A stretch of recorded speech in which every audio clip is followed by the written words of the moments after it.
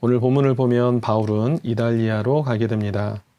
이달리아로 가야 되는 이유에 대해서는 지난주 토요일 본문이었던 25장에서 잠시 언급을 드렸었는데요.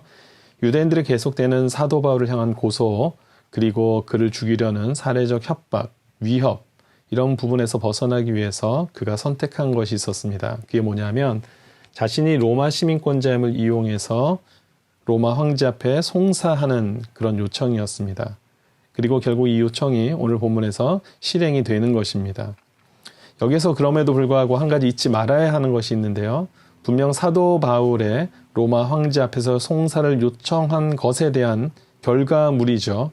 하지만 이것 또한 하나님의 온전한 섭리 안에서 이루어졌다는 사실을 잊지 말아야 합니다. 본문의 시점으로부터 약 2년 전으로 거슬러 올라가면 주님께서 이렇게 말씀을 하신 것이 기록되어 있습니다. 사도행전 23장 11절의 말씀인데요. 담대하라. 네가 예루살렘에서 나의 일을 증거한 것 같이 로마에서도 증거하여야 하리라. 무슨 말입니까?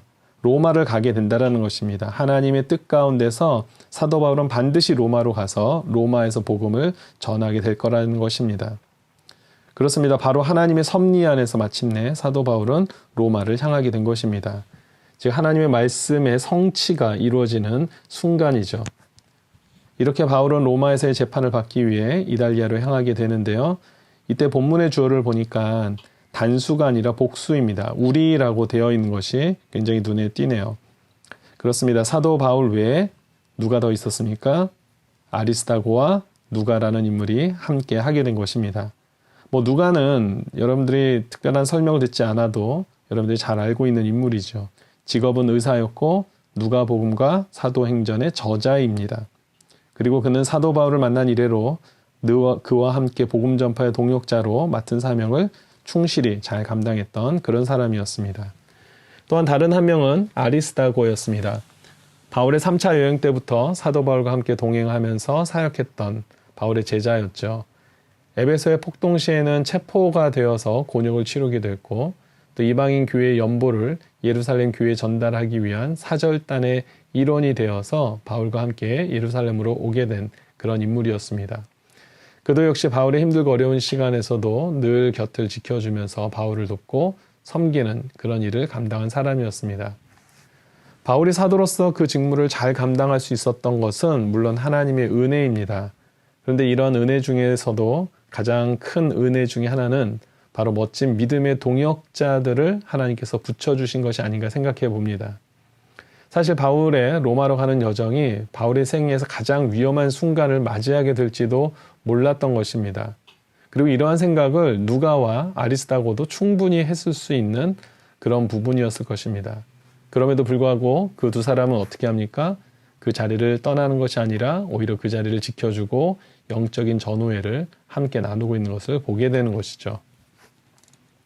이렇게 이들은 아구사도대라고 불리우는 로마의 군대 조직의 백부장 율리오의 인솔하에 배에 승선하게 됩니다.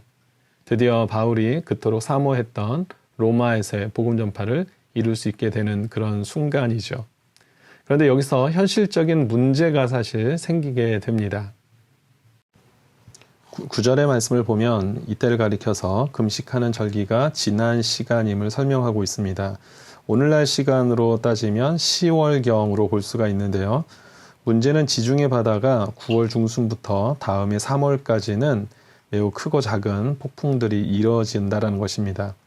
따라서 이 기간에 항해를 할 때는 각별한 주의가 필요하고요. 심지어 11월부터 다음해 1월까지는 아예 항해가 전면 금지될 만큼 당시 이 지역에 부는 강풍이 매우 위험한 수위에 있었다는 것을 우리는 보게 됩니다. 그런데 지금 이 시기에 지중해를 통과하여서 로마를 향하는 항해를 사도 바울은 하게 된 것이죠.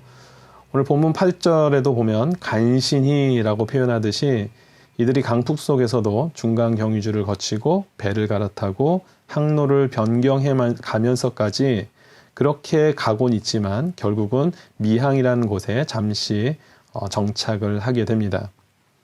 사도 바울이 보기에 더 이상 항해가 무리라고 여겨졌죠. 그러다 보니까 이 미항이라는 곳에 정박해서 시간을 좀 더 보낸 후에 상황이 안정되면 다시 출발할 것을 제안을 하게 됩니다.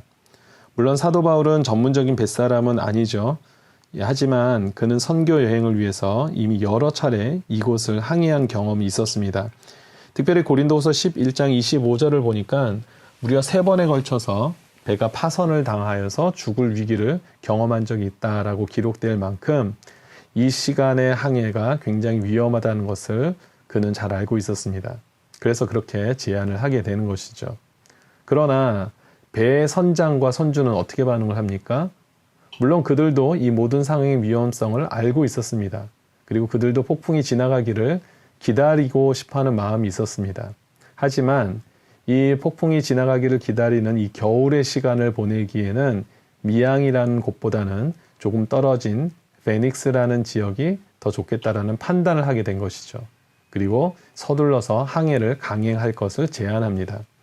그리고 당시 그 배 안에서 최고 위치에 있었던, 최고 권한을 가지고 있었던 백부장이 사도 바울의 의견보다는 선장과 선주의 의견을 따르게 됩니다. 여기까지가 오늘 본문의 전반적인 내용입니다. 여기에서 우리가 중요하게 봐야 하는 내용이 한 가지 있습니다. 1절 말씀인데요. 우리가 배를 타고 이달리아에 가기로 작정되매.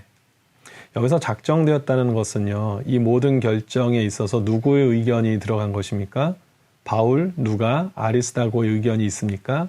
아니죠. 이들의 의견은 단 1도 포함되지 않았습니다. 오직 다른 누군가의 힘에 의해서 지금 이들이 배를 타고 이달리아로 가게 됐다는 것입니다. 로마를 향한 마음도 있었고 비전이 있었고 또 그것에 대해서 늘 소원하는 바가 있었긴 했지만 지금 이 상황으로 인도되는 모든 과정에서는 사도 바울이나 누가나 아리스다고의 그런 의견과 계획은 전혀 반영되고 있지 않은 것을 보게 됩니다. 비록 미결수의 신분이긴 하지만 사도 바울이 다른 죄인들과 함께 그냥 묶여서 군대에 이끌려 호송되어 로마로 가야 하는 상황, 이것이 결코 그렇게 기쁜 일은 아니겠죠. 또한 기상이 좋지 않아서 자칫 목숨의 위협을 받을 수 있는 상황이지만 강제로 배에 승선해야 되는 상황, 이것도 결코 유쾌한 상황은 아닙니다.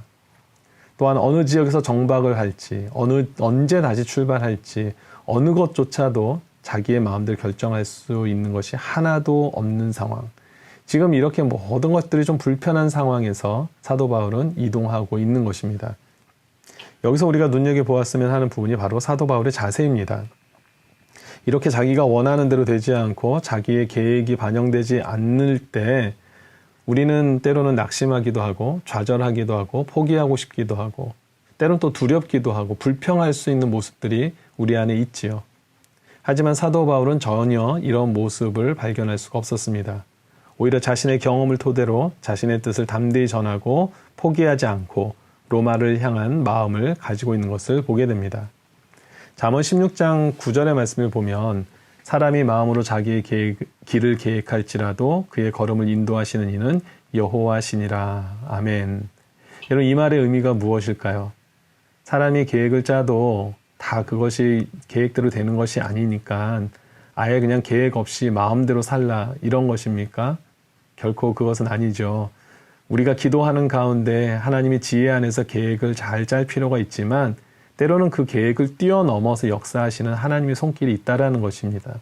그리고 마침내 그런 모든 상황들을 합력하여서 선을 이루시는 그 하나님의 섭리가 있기 때문에 그 하나님을 끝까지 신뢰하라는 것입니다.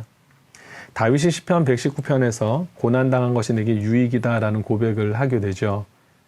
고난을 계획하고 고난을 기대하고 고난을 즐거워할 사람은 사실 아무도 없습니다.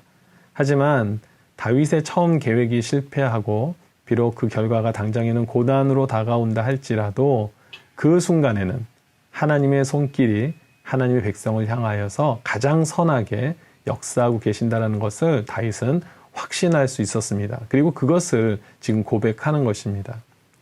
여러분들은 지금 어떤 삶을 살고 계십니까? 여러분들이 원하는 대로, 여러분들이 결정하는 대로 마음대로 진행할 수 있습니까? 아니면 진행할 수 없는 일들이 더 많으십니까? 여러분, 우리가 원하는 대로 계획한 대로 이루어지지 않는다 할지라도 우리가 꼭 기억해야 하는 것이 있습니다. 우리를 향하신 하나님의 손길은 한치의 오차도 없이 신실하게 역사하신다는 사실입니다. 그 고난의 시간, 그 자리에서부터가 바로 하나님의 놀라운 역사, 하나님의 기적을 보게 되는 자리임을 믿습니다. 바울 스스로 로마를 향하는 일정과 방법을 정할 수 있는 것이 아무것도 없다고 해서 그 일이 이루어지지 않는 것은 결코 아니죠. 누군가에 의해서 끌려가는 것 같았지만 그 속에서는 하나님께서 여전히 하나님의 일을 하고 계셨다는 사실을 우리가 기억해야 합니다. 하나님께서는 우리의 계획을 뛰어넘어서 역사하십니다. 때로는 그것이 우리에게 마음의 불편함으로 또 고난의 시간으로 다가올 수 있겠지만은 그 모든 것들을 통하여서 하나님은 하나님의 일을 반드시 이룬다는 사실을 기억하시면서 혹시라도 지금의 이 상황이 고난과 힘든 여정 속에 놓여져 있다면은 다시 그 하나님을 붙잡고 승리하시게 되기를 주님의 이름으로 축원드립니다. 아멘.